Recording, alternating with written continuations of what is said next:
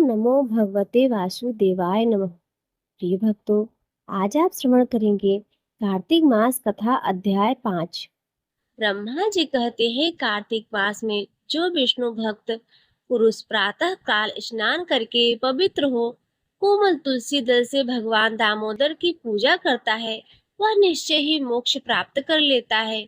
जो भक्ति से रहित है, वह यदि स्वर्ण आदि से भगवान की पूजा करे तो भी वे उसकी पूजा ग्रहण नहीं करते।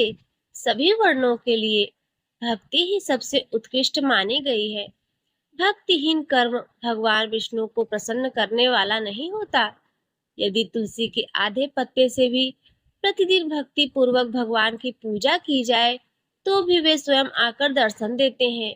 पूर्व काल में भक्त विष्णुदास भक्ति पूर्वक तुलसी पूजन से शीघ्र ही विष्णु धाम को चला गया और राजा चोल उसकी तुलना में गौण हो गए। अब तुलसी का महात्म सुनो। वह पाप का नाश और पुण्य की वृद्धि करने वाली है।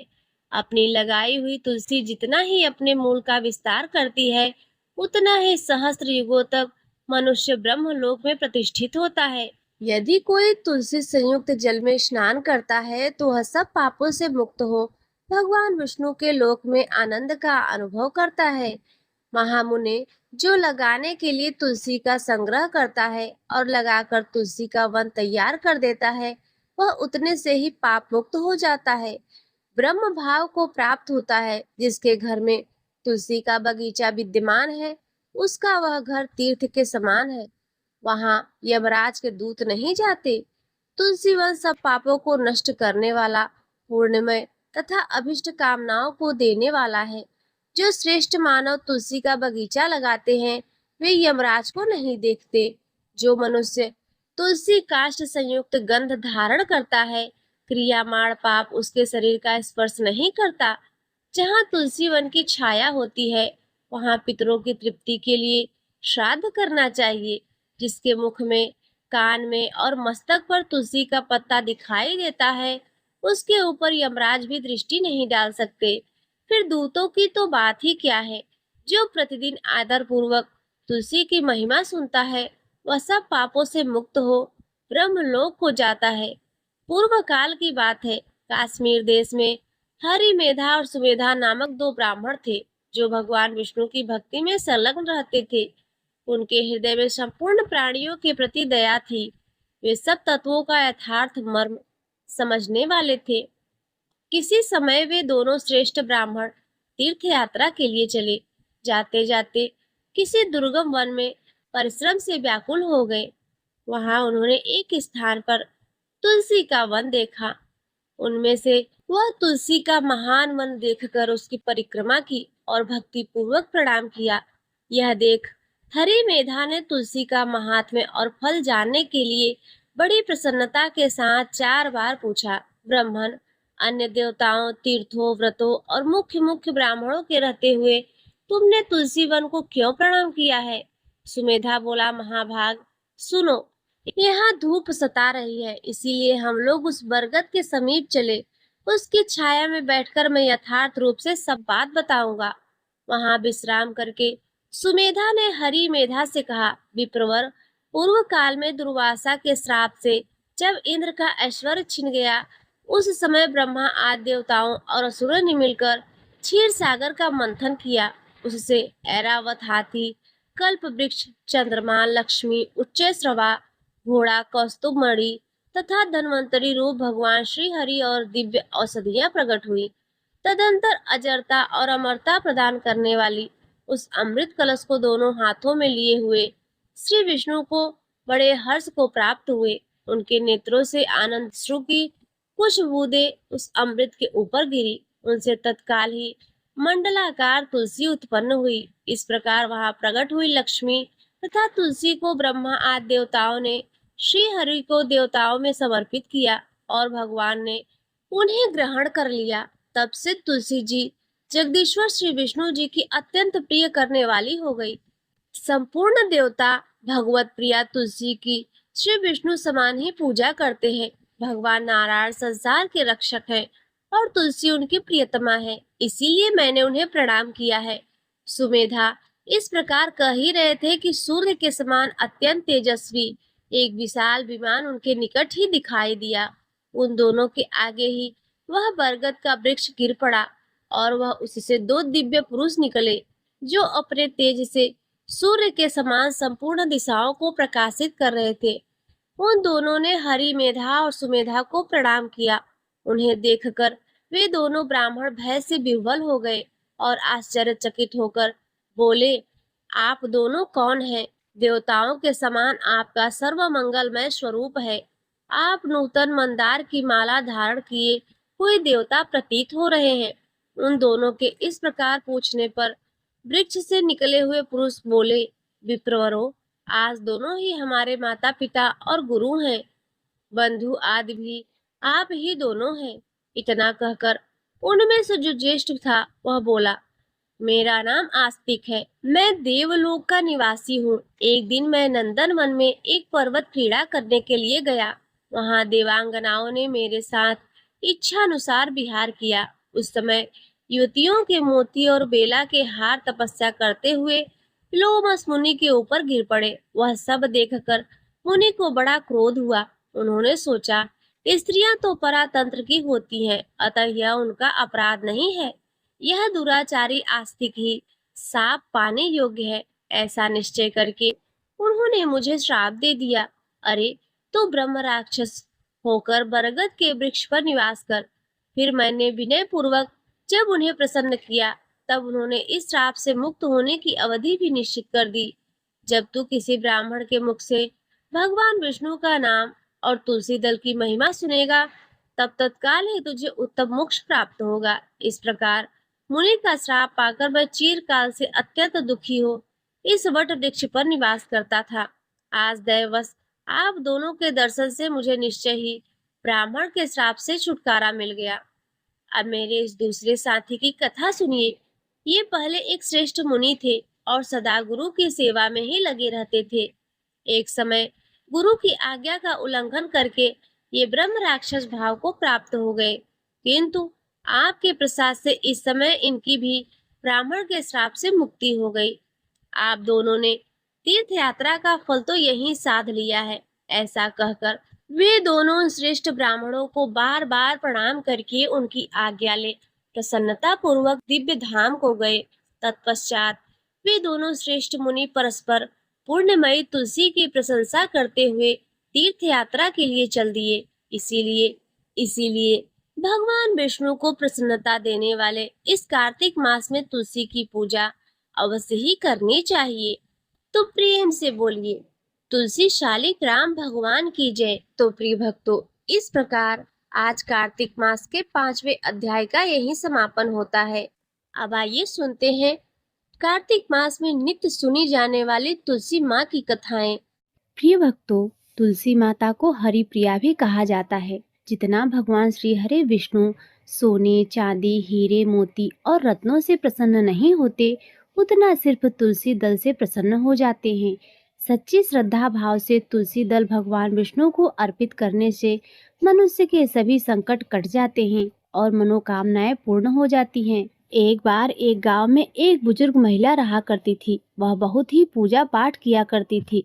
वह रोज तुलसी माँ की पूजा करती और वह बुजुर्ग महिला रोज तुलसी माता से कहती, तुलसी माँ, तुम मुझे बहू दो, पीताम्बर की धोती दो, मीठा मीठा घास दो, बैकुंठ में वास दो, चटक की चाल दो, पटक की मौत दो, चंदन का काठ दो, रानी सा साज दो, दाल भात का भोजन दो, 11 की मौत दो और कृष्ण जी का कंधा दो। वह बुजुर्ग मैया हर महीने तुलसी माता की रोज पूजा किया करती, उनके बिरवे को सींचती। तुलसी माता बुजुर्ग महिला की बात सुनकर धीरे धीरे सूखने लगी। प्रिय भक्तों, तभी भगवान श्री कृष्ण जी ने देखा कि तुलसी माता सूख रही हैं और तभी एक दिन भगवान श्री कृष्ण तुलसी माता जी के पास प्रकट हुए और भगवान श्री कृष्ण जी ने तुलसी माता से पूछा, हे तुलसी, तुम क्यों सूख रही हो? सभी महिलाएं तुम्हारी पूजा करती हैं और तुमको रोज सींचती हैं, लेकिन फिर भी तुम सूखती जा रही हो, इसका क्या कारण है? जिसके बाद तुलसी माता ने भगवान श्री कृष्ण से कहा, हे प्रभु, एक बुजुर्ग महिला मेरे पास रोज आती है और रोज एक ही बात बोलती है। हे तुलसी माता सबकी दाता, मैं तेरा बिरवा सींचती हूँ, तू मुझे बहू दे, पीताम्बर की धोती दे, मीठा मीठा घास दे, बैकुंठ में वास दे, चटक की चाल दे, पटक की मौत दे, चंदन सा काठ दे, रानी सा साज दे, दाल भात का भोजन दे, ग्यारस की मौत दे और श्री कृष्ण जी का कंधा दे।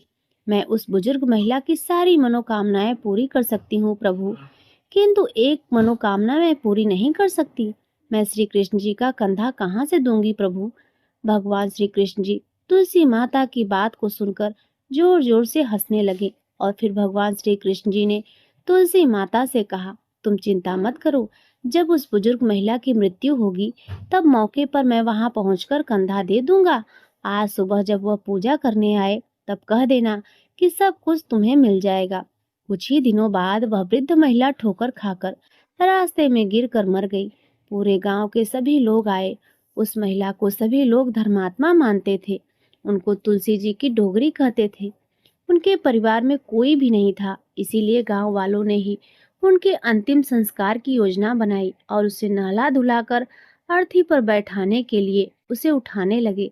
तो उसका मृत शरीर इतना भारी हो गया था कि उसे कोई उठा ही नहीं पाया। यह देखकर वहां के सभी लोग तरह तरह की बातें करने लगे और कहने लगे, यह इतना पूजा पाठ करती थी कि हर समय माला फेरती थी, इसीलिए यह इतना भारी हो गई है। वहीं पूरे गांव में चर्चा होने लगी कि डोगरी माई कोई भक्त नहीं थी, यह छल कपट करती थी। हम जिसे धर्मात्मा समझते थे वह पापी है, जो कि किसी से भी नहीं उठ पा रही है। यही इसके कर्मों की सजा है। इधर भगवान ने सोचा, मेरे भक्त की निंदा हो रही है, इसीलिए भगवान ने बूढ़े आदमी का भेष धारण करके वहां पर आए और वहां पर एकत्रित लोगों से पूछने लगे कि यहाँ पर इतनी भीड़ क्यों लगी है। लोग कहने लगे कि यह डोगरी माई मर गई है और पापिन इतनी थी कि किसी से उठ ही नहीं रही है। सब लोग उठा उठा कर थक गए हैं। तब ब्राह्मण ने कहा, मुझे एक बार डोगरी के कानों में कुछ कहने दो, फिर देखो कैसे नहीं उठती। तो सभी लोगों ने कहा, आप भी प्रयास करके देख लीजिए। तब भगवान ने उस वृद्ध महिला के कानों में कहा, हे बुढ़िया माई, देखो मैं आ गया, तू बिरवा सींच, मैं करूँ तेरा निस्तार। हे बुढ़िया माई, बहू ले, पोती ले, पोता ले, लड्डू ले, पीताम्बर ले, धोती ले, गहना ले, घी का घड़ा ले, मीठा मीठा खीर ले, पूरी ले, दाल भात का भोजन ले, धन दौलत ले, बेटा ले, पोता ले, काम ले, तुलसी जी का पत्ता मुंह में, गंगा जल जी के साथ ले, चंदन का काट ले, कृष्ण जी का कंधा ले। इतना सुनते ही वह बुढ़िया माई हल्की हो गई। भगवान बोले, आओ और इनको उठाओ। भगवान ने हाथ लगाया और डोगरी बुढ़िया माई उठ गई।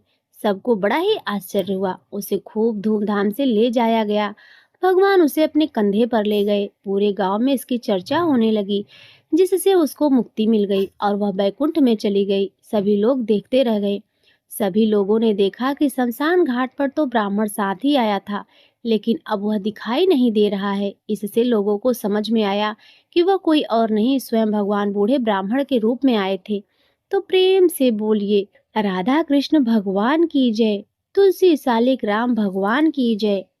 प्रिय भक्तों, अब आइए तुलसी माता की एक और कथा सुनते हैं। एक कुटुंब में ननद तथा भाभी साथ साथ रहती थी। ननद का विवाह अभी नहीं हुआ था। वह तुलसी के पौधे की खूब सेवा करती थी, लेकिन उसकी भाभी को यह सब बिल्कुल भी पसंद नहीं था। जब कभी उसकी भाभी को अत्यधिक क्रोध आता तब वह उसे ताना देते हुए कहती, जब तुम्हारा विवाह होगा तो मैं तुलसी ही बारातियों को खाने को दूंगी, तुम्हारे दहेज में भी तुलसी दूंगी। कुछ समय बीत जाने पर ननद का विवाह पक्का हुआ। विवाह के दिन भाभी ने अपने कहे अनुसार बारातियों के सामने तुलसी का गमला फोड़ दिया और खाने के लिए कहा। तुलसी जी की कृपा से वह फूटा हुआ गमला अनेकों स्वादिष्ट पकवानों में बदल गया। भाभी ने गहनों के नाम पर तुलसी की मंजरी से बने हुए गहने उसे पहना दिए और वह सुंदर सोने जड़ाओं में बदल गई। भाभी ने वस्त्रों के स्थान पर तुलसी का जनेऊ रख दिया और वह रेशमी तथा सुंदर वस्त्रों में बदल गए। ननद की ससुराल में उसके दहेज की बहुत प्रशंसा की गई। यह बात भाभी के कानों तक भी पहुंची तो उसे बड़ा ही आश्चर्य हुआ। उसे अब तुलसी माता की पूजा का महत्व समझ में आया। भाभी की एक लड़की थी। वह अपने लड़की से कहने लगी, तुम भी तुलसी की सेवा करो, तुम्हें भी बुआ की तरह फल मिलेगा। प्रिय भक्तों, वह जबरदस्ती अपनी बेटी से सेवा करने को कहती, लेकिन लड़की का मन तुलसी सेवा में नहीं लगता था। लड़के के बड़े होने पर उसके विवाह का समय आया। तब भाभी सोचती है कि जैसा व्यवहार मैंने अपनी ननद के साथ किया था, वैसा ही मैं अपनी लड़की के साथ भी करती हूँ, तो यह भी गहनों से लद जाएगी और बारातियों को खाने में पकवान मिलेंगे। ससुराल में इसे भी बहुत इज्जत मिलेगी। यह सोचकर वह बारातियों के सामने तुलसी का गमला फोड़ देती है, लेकिन इस बार गमले की मिट्टी मिट्टी ही रही, मंजरी तथा पत्ते भी अपने रूप में ही रहे। जनेऊ भी अपना रूप नहीं बदला। सभी लोग तथा बारातियों द्वारा भाभी की बुराई की जाती है। लड़की के ससुराल वाले भी लड़की की बुराई करते हैं। भाभी कभी ननद को अपने घर नहीं बुलाती थी, तो एक दिन भाई ने सोचा मैं बहन से मिलकर आता हूँ। उसने अपनी पत्नी से कहा कि कुछ उपहार बहन के पास ले जाने की बात कही। भाभी ने थैले में ज्वार भरकर दे दिया और कहा यही लेकर जाओ। बड़े दुखी मन से भाई अपनी बहन के घर चल दिया। वह सोचता रहा कि कोई भाई अपनी बहन के घर ज्वार कैसे ले जा सकता है। यह सोचकर वह एक गौशाला के पास रुका और ज्वार का थैला गाय के सामने पलट दिया। तभी गौपालक ने कहा, आप गाय के सामने हीरे मोती क्यों डाल रहे हैं? यह देखकर भाई को बड़ा ही आश्चर्य हुआ। उसने सभी हीरे मोती तथा सोना वापस अपने थैले में रख लिए। भाई ने सारी बात अपनी बहन को बताई और बड़ी खुशी खुशी उसने सारे हीरे मोती और जवाहरात अपनी बहन को दे दिए। दोनों भाई बहन एक दूसरे को देखकर अत्यंत ही प्रसन्न हुए। हे तुलसी माँ, जैसी कृपा आपने ननद पर की, ऐसी ही कृपा सभी पर करना। बोलिए श्री तुलसी शालिक राम भगवान की जय। बोलिए श्री लक्ष्मी नारायण भगवान की जय। प्रिय भक्तों, अब आइए तुलसी माता की एक और दुर्लभ कथा सुनते हैं। एक बार देवर्षि नारद के मन में आया कि भगवान के पास तो बहुत महल है, एक आध हमको भी दे दे तो यहीं आराम से टिक जाएंगे, नहीं तो इधर उधर घूमते रहना पड़ता है। भगवान के द्वारका में बहुत महल थे। नारद जी ने भगवान से कहा, भगवान आपके पास तो बहुत महल है, एक हमको भी दे दो तो हम भी आराम से रहें। आपके यहाँ खाने पीने का इंतजाम भी अच्छा है। भगवान ने सोचा यह मेरा भक्त है, विरक्त सन्यासी है, अगर यहीं कहीं राजसी ठाट बाट में रहने लगा तो थोड़े ही दिन में इनके सारी विरक्ति भक्ति निकल जाएगी। अगर हम सीधा न कहेंगे तो यह बुरा मान जाएंगे, लड़ाई झगड़ा करेंगे। इतने महल है और एक महल नहीं दे रहे हैं। भगवान ने चतुराई से काम लिया। नारद जी ने कहा, जाकर देख ले, जिस मकान में जगह खाली मिले वहीं आप रह लीजिए। नारद जी वहां से चले। जब सब जगह नारद जी घूम आए, लेकिन कहीं भी एक कमरा खाली नहीं मिला, सब भरे हुए थे। आकर भगवान से कहा, हे भगवान, वहाँ कोई जगह खाली नहीं मिली। भगवान ने कहा, फिर मैं क्या करूं? होता तो आपको दे देता। नारद जी के मन में आया, या तो भगवान मेरे साथ धोखाधड़ी कर रहे हैं, नहीं तो कुछ न कुछ अपने किसी को इधर उधर करके दूसरे कमरे में भेजकर एक कमरा तो दे ही दे सकते थे। इन्होंने मेरे साथ धोखा किया है, तो मैं भी इन्हें मजा चखाकर छोड़ूंगा। प्रिय भक्तों, यह तो भगवान की लीला थी। नारद जी रुक्मणी जी के पास पहुंचे। रुक्मणी जी ने नारद जी की आवभगत की, बड़े प्रेम से आदर सम्मान किया। उन दिन भगवान सत्यभामा जी के यहाँ रहते थे। एक आध दिन बीता तो नारद जी ने उनको दान की कथा सुनाई। सुनाने वाले स्वयं नारद जी दान का महत्व सुनाने लगे। जिस चीज का दान करेंगे वही चीज आगे आपको मिलती है। जब नारद जी ने देखा कि यह बात रुक्मणी जी को जम गई है, तो उन्होंने पूछा, आपको सबसे ज्यादा प्रेम किससे है? रुक्मणी जी ने कहा, यह भी कोई पूछने वाली बात है, मुझे भगवान श्री हरि से अत्यंत प्रेम है। कहने लगे, फिर आपकी यह इच्छा होगी कि अगले जन्म में वे आपको ही मिले। रुक्मणी जी बोली, इच्छा तो यही है।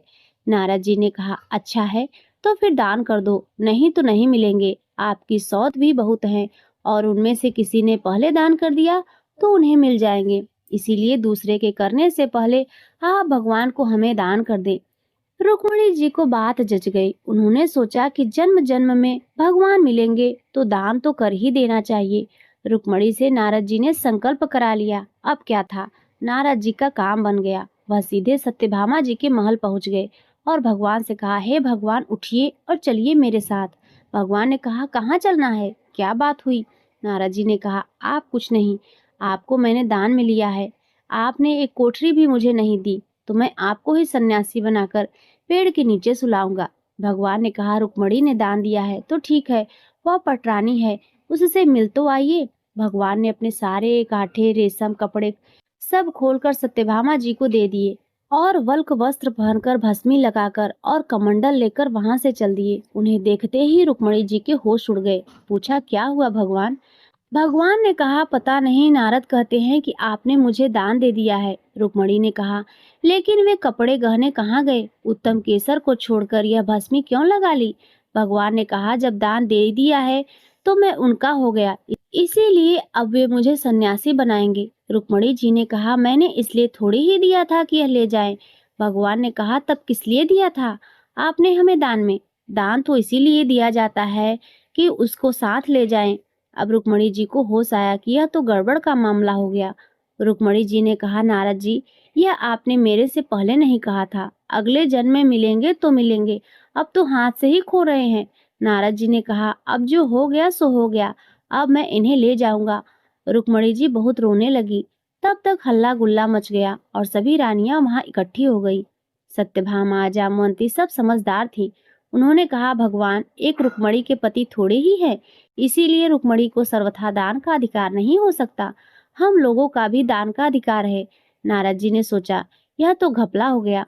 कहने लगे, क्या भगवान के टुकड़े करोगे? नारद जी ने विचार किया कि अपने को तो महल ही चाहिए था, यही दे नहीं रहे हैं। अब मौका ठीक है, समझौते पर बात आ रही है। नारद जी ने कहा, भगवान का जितना वजन है उतने का तुला दान करने से दान मान लिया जाता है। तुला दान से देह का दान किया जाता है, इसीलिए भगवान के वजन का सोना, हीरा, पन्ना दे दो। इस पर सभी रानियां राजी हो गई। बाकी तो सब राजी हो गए, लेकिन भगवान ने सोचा कि यह फिर मुंह में पड़ गया। भगवान तराजू के एक पलड़े के अंदर बैठ गए। दूसरे पलड़े में सारे गहने, हीरे, पन्ने रखे जाने लगे। लेकिन जो अपने मुख में पूरे ब्रह्मांड को लेकर बैठे हैं, क्या द्वारका के पूरे धन से उनकी बराबरी की जा सकती है? सारा का सारा धन दूसरे पलड़े पर रख दिया गया, लेकिन जिस पलड़े पर भगवान बैठे थे वह वैसा का वैसा ही रहा, नीचे लगा रहा, ऊपर नहीं हुआ। नारद जी ने कहा, देखो तो, तुला तो बराबर हो ही नहीं रहा है, अब मैं भगवान को कैसे ले जाऊंगा? सब कहने लगे, अरे कोई उपाय बताइए नारद जी। नारद जी ने कहा, और कोई उपाय नहीं है। अन्य सब लोगों ने अपने हीरे पन्ने लाकर डाल दिए, लेकिन उससे क्या होना था? वे तो त्रिलोकी का भार लेकर बैठे थे। उधर औरतें सब चीख चिल्ला रही थी। नारद जी प्रसन्नता के मारे इधर उधर टहल रहे थे कि आज मेरे भगवान मेरे साथ चलेंगे।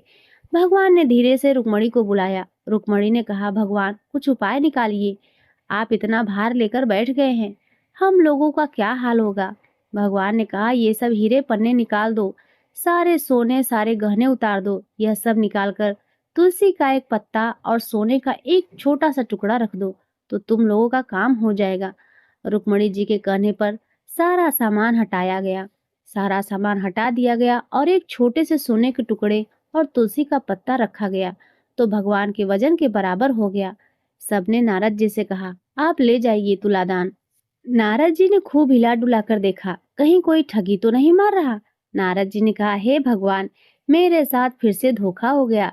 यह पत्ता लेकर मैं क्या करूंगा? यह आप अच्छा नहीं कर रहे हैं, केवल घर वालों की बात सुनते हैं, मेरी तरफ तो देखते भी नहीं। भगवान ने कहा, आपकी तरफ क्या देखूं नारद, आप तो सारे संसार के रूप को समझकर फिर मोह के रास्ते जाना चाह रहे हैं, तो आपकी क्या सुनूं? तब नारद जी ने समझ लिया कि भगवान ने जो किया सो ठीक किया। जो तुलसी का एक पत्ता आपके बराबर है, वह तुलसी महान है।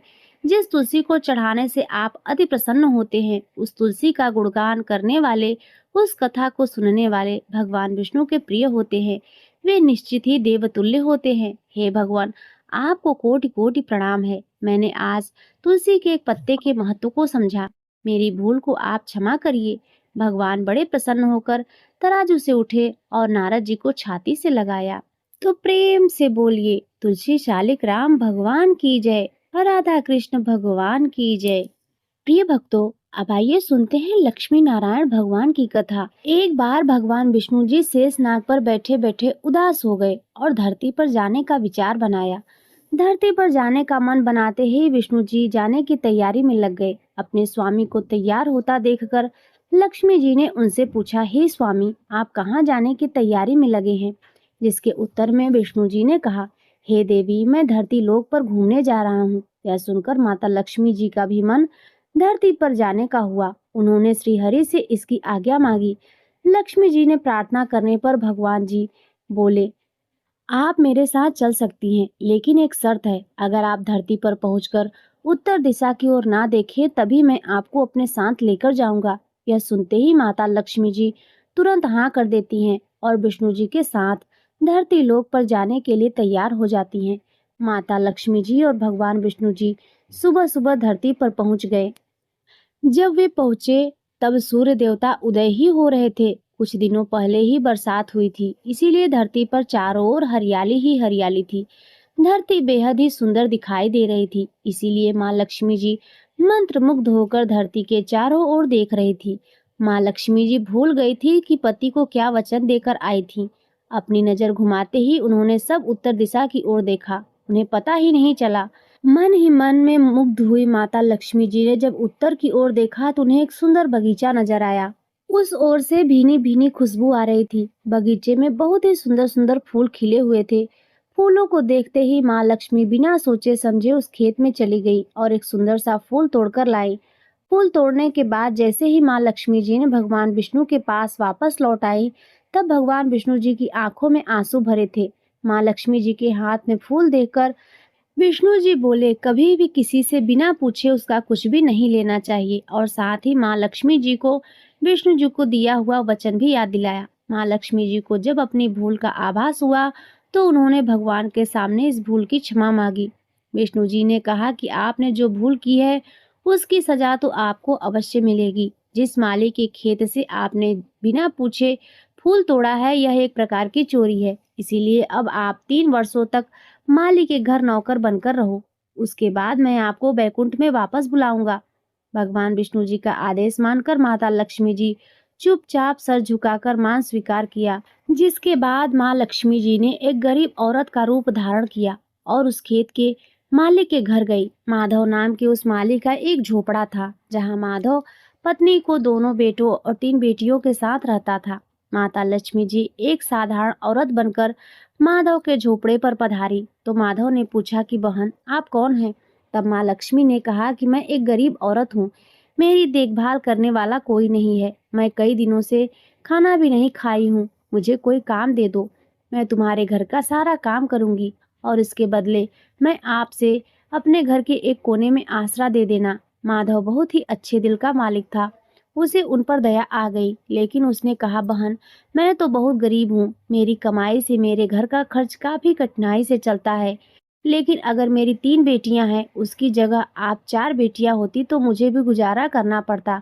अगर आप मेरी बेटी बनकर और जैसा रूखा सूखा हम खाते हैं उसमें खुश रह सकती हो तो मेरी बेटी अंदर है, जाकर वहीं रह लो। माधव ने माँ लक्ष्मी जी को अपने झोपड़े में शरण दे दी और माँ लक्ष्मी जी की 3 साल तक उस माधव के घर पर नौकरानी बनकर रही। कथा के अनुसार कहा जाता है कि जिस दिन माँ लक्ष्मी जी माधव के घर आई थी, उसके दूसरे ही दिन माधव को फूलों में इतनी आमदनी हुई कि शाम को उसने एक गाय खरीद ली। फिर धीरे धीरे माधव ने जमीन खरीद ली और सब ने अच्छे अच्छे कपड़े भी बनवा लिए। कुछ समय बाद माधव ने एक बड़ा पक्का घर भी बनवा लिया। माधव हमेशा सोचता रहा कि मुझे यह सब इस महिला के आने के बाद ही मिला है। इस बेटी के रूप में मेरी किस्मत आ गई है।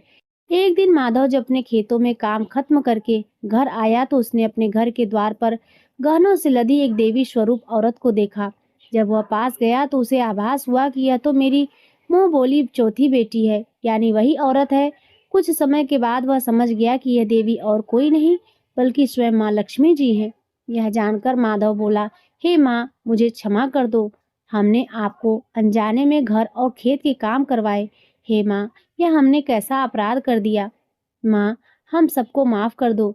यह सुनकर माँ लक्ष्मी जी मुस्कुराई और बोली, हे माधव, तुम तो बहुत ही अच्छे और दयालु व्यक्ति हो। तुमने मुझे अपनी बेटी की तरह रखा, अपने परिवार का सदस्य बनाया। इसके बदले मैं तुम्हें वरदान देती हूँ कि तुम्हारे पास कभी भी खुशियों की और धन की कमी नहीं रहेगी। तुम्हें सारे सुख मिलेंगे जिसके तुम हकदार हो। इसके बाद माँ लक्ष्मी जी अपने स्वामी श्री हरि के द्वारा भेजे रथ में बैठकर बैकुंठ लोक को चली गई। हे माँ, मेरी नम्र विनती है, जैसे माधव पर कृपा दृष्टि रखी, वैसे ही कृपा दृष्टि हमारे समाज और देश पर भी रखना। कथा को सुनने वाले, सुनाने वाले और हुकारा भरने वाले सभी भक्त जनों पर रखना। तो प्रेम से बोलिए लक्ष्मी नारायण भगवान की जय। प्रिय भक्तों, अब आइए सुनते हैं श्री तुलसी चालीसा। दोहा। श्री तुलसी महारानी करु विनय सिरनाय, जो मम हो संकट विकट दीजय मात नसाय। चौपाई।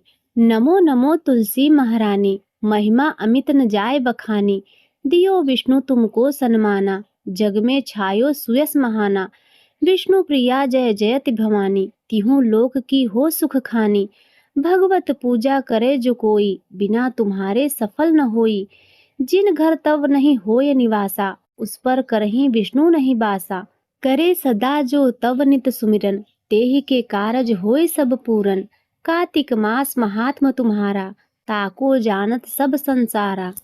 तब पूजन जो करे कुंवारी, पावे सुंदर वर सुकुमारी। कर जो पूजन नित प्रति नारी, सुख संपत्ति से होय सुखारी। वृद्धा नारी करे जो पूजन, मिले भक्ति होवे पुलकित मन। श्रद्धा से पूजे जो कोई, भव निधि से तर जावे सोई। कथा भागवत यज्ञ करावे, तुम बिन नहीं सफलता पावे। छायो तब प्रताप जग भारी, ध्यावत तुम ही सकल चितधारी। तुम ही मात यंत्रन तंत्रन, सकल काज सिद्धि होवे क्षण में। औषधि रूप आप हो माता, सब जग में तव यश विख्याता। देवी ऋषि मुनि तो तपधारी, करत सदा तव जय जयकारी। वेद पुराणन तव यश गाया, महिमा अगम पार नहीं पाया। नमो नमो जय जय सुख कारणी, नमो नमो जय दुख निवारिणी। नमो नमो सुख संपत्ति देनी, नमो नमो अघघाटन छेनी। नमो नमो भक्तन दुख हरनी, नमो नमो दुष्टन मद छेनी। नमो नमो भव पार उतारनी, नमो नमो परलोक सुधारनी। नमो नमो निज भक्तन उबारनी, नमो नमो जन काज सवारनी। नमो नमो जय कुमति नशामनी, नमो नमो सुख उपजावनी। जयति जयति जय तुलसी माई, ध्याऊं तुमको शीस नवाई। निज जन जानि मोहि अपनाओ, बिगड़े कारज आप बनाओ। करूँ विनय मैं मात तुम्हारी, पूर्ण आशा करहूँ हमारी। शरण चरण जोरी मनाऊं, निस दिन तेरे ही गुण गाऊं। ग्रहूं मात यह अब मोह पर दाया, निर्मल मोय सकल मम काया। मंगू मात यह वर दीजय, सकल मनोरथ पूर्ण कीजय। जनू नहीं कुछ नेम अचारा, क्षमहु मात अपराध हमारा। 12 मास करे जो पूजा, तासम जग में और न दूजा। प्रथम ही गंगा जल मगवावे, फिर सुंदर स्नान करावे। चंदन अक्षत पुष्प चढ़ावे, धूप दीप नैवेद्य लगावे। करे आचमन गंगा जल से, ध्यान करे हृदय निर्मल से। पाठ करे फिर चालीसा की, स्तुति करे मात तुलसी की। यह विधि पूजा करे हमेशा, ताके तन नहीं रहे कलेशा। करे मास कार्तिक का साधन, सोवे नित पवित्र सिद्ध हुई जाही। है यह कथा महासुखदाई, पढ़े सुने सो भव तर जाई। तुलसी मैया तुम कल्याणी, तुम्हारी महिमा सब जग जानी। भाव न तुम्हें मानित नित ध्यावे, गा गा कर माँ तुझे रिझावे। दोहा। यह श्री तुलसी चालीसा पाठ करे जो कोई, गोविंद सो फल पावे जो मन इच्छा होय। इति श्री तुलसी चालीसा संपूर्ण। तो प्रेम से बोलिए तुलसी शालिग्राम भगवान की जय। प्रिय भक्तों, अब आइए सुनते हैं तुलसी माता की आरती। जय जय तुलसी माता मैया, जय जय तुलसी माता। सब जग की सुखदाता मैया, सबकी वर माता। मैया जय जय तुलसी माता, मैया जय जय तुलसी माता। सब जग की सुखदाता मैया, सबकी वर माता।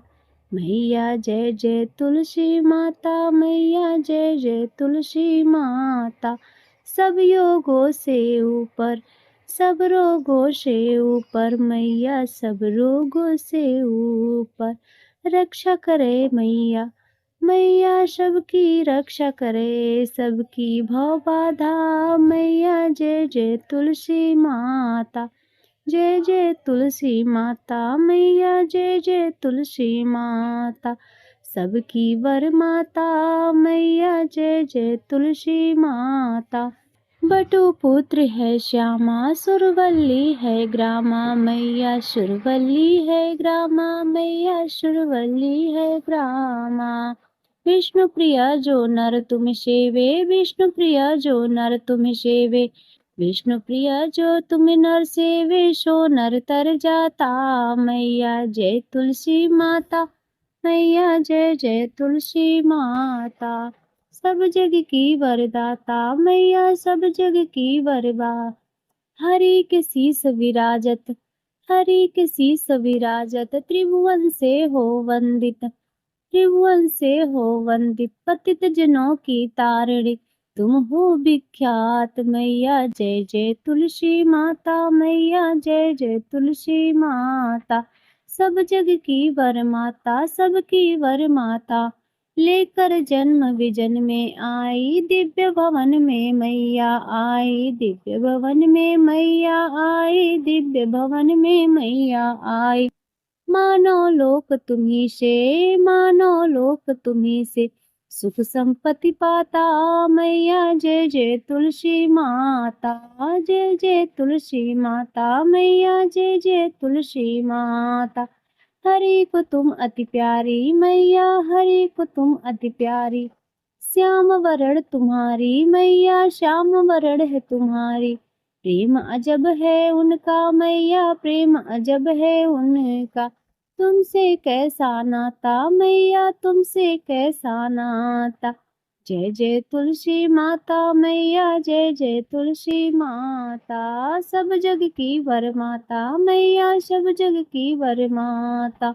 जय जय तुलसी माता, मैया जय जय तुलसी माता। तो प्रेम से बोलिए तुलसी शालिग्राम भगवान की जय, लक्ष्मी नारायण भगवान की जय, सर्व देवी देवता की जय।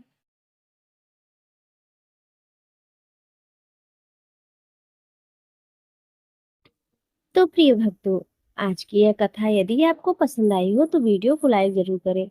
चैनल पर पहली बार आए हो तो सब्सक्राइब भी कर लें और कमेंट में जय श्री हरि विष्णु अवश्य लिखें।